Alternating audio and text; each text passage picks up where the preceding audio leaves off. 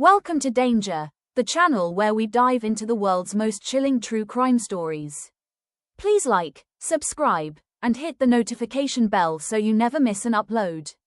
Today's story is one of Brazil's most shocking criminal cases, a tale involving fame, obsession, betrayal, and a disappearance that captivated an entire nation.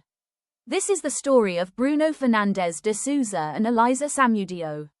Before becoming one of Brazil's most infamous criminals, Bruno Fernandes de Souza was celebrated as a football star.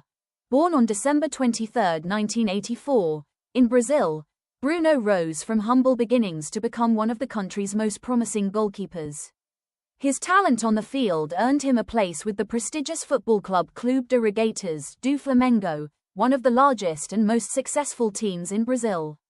By 2009 and early 2010, Bruno was at the peak of his career. He captained Flamengo and was considered a potential candidate for Brazil's national team. Many believed a move to Europe was only a matter of time.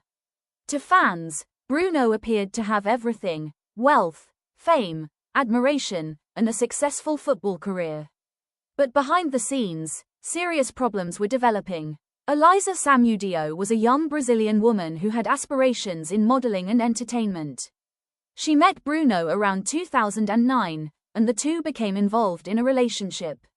According to reports and later court testimony, Eliza became pregnant and claimed Bruno was the father of her child. The situation quickly escalated into a bitter dispute. Eliza reportedly sought legal recognition of paternity and financial support for the child. Bruno, however, denied responsibility and resisted the claims. What began as a personal disagreement would soon evolve into one of Brazil's most disturbing criminal investigations. As the pregnancy progressed, tensions between Bruno and Eliza intensified. Friends and family later described a relationship marked by conflict. Court records and witness testimony suggested that Bruno was angry about the pregnancy and the public attention surrounding it. The dispute became increasingly visible. Eliza gave interviews and publicly discussed her belief that Bruno was the father of her child.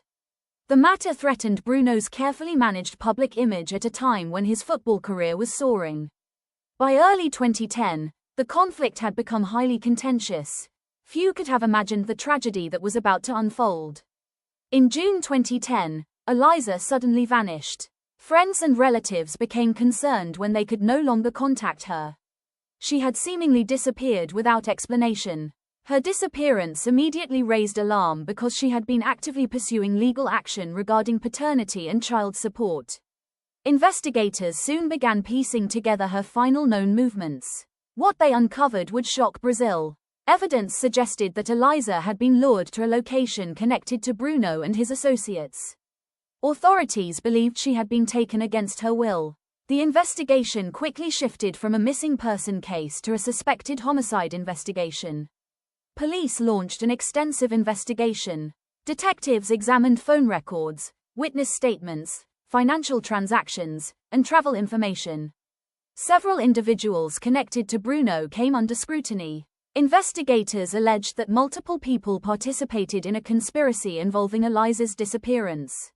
Among those implicated were friends, associates, and employees connected to Bruno. One particularly important witness was a young relative of Bruno who provided information that became significant during the investigation. As evidence accumulated, authorities concluded that Eliza had likely been killed. One major challenge remained: her body was never found. Prosecutors alleged that Bruno orchestrated a plan to eliminate Eliza because of the paternity dispute and concerns about financial and reputational consequences. The prosecution argued that Eliza was abducted and murdered. Authorities alleged that several accomplices helped carry out various aspects of the crime. The case attracted enormous media attention across Brazil. Television networks covered developments daily. Newspapers published constant updates. The public followed every twist in the investigation. The fact that a famous football star was at the center of the case made it one of the country's biggest news stories. In July 2010, Bruno was arrested. The arrest stunned football fans nationwide. Only weeks earlier, he had been one of Brazil's most celebrated athletes. Now he was facing accusations connected to a suspected murder.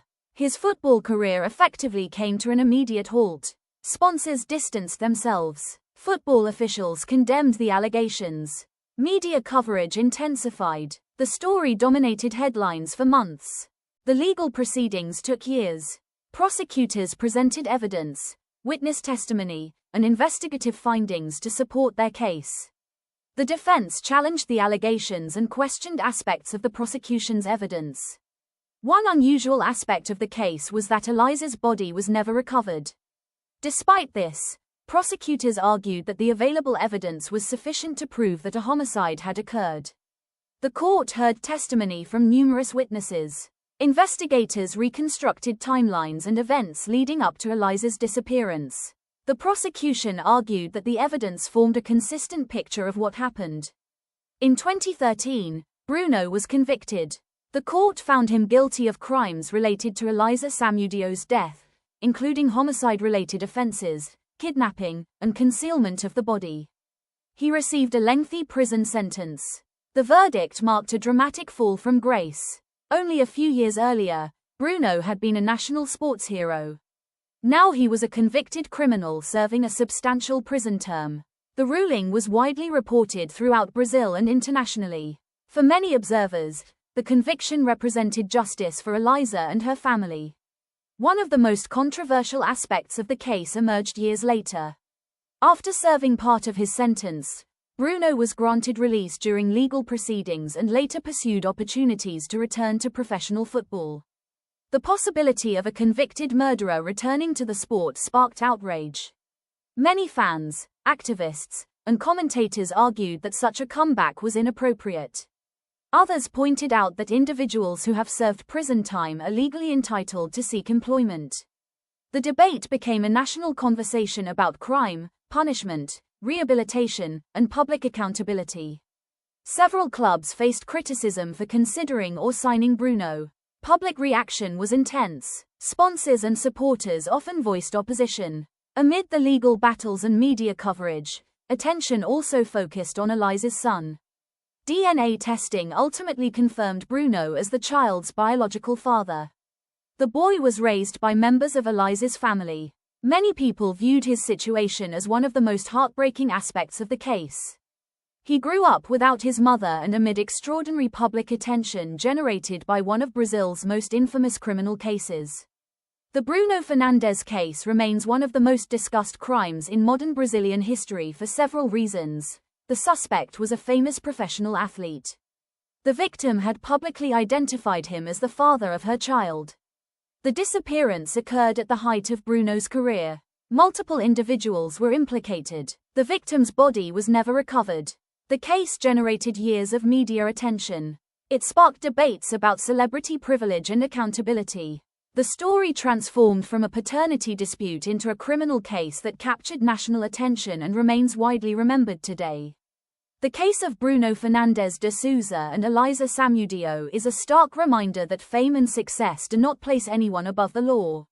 What began as a dispute over paternity ended in tragedy, leaving a young mother dead, a child without his mother, and a nation shocked by the downfall of one of its sports stars. What are your thoughts on this case? Let us know in the comments below. Thank you for watching. If you want more factual and respectful true crime content, please like, subscribe, and share.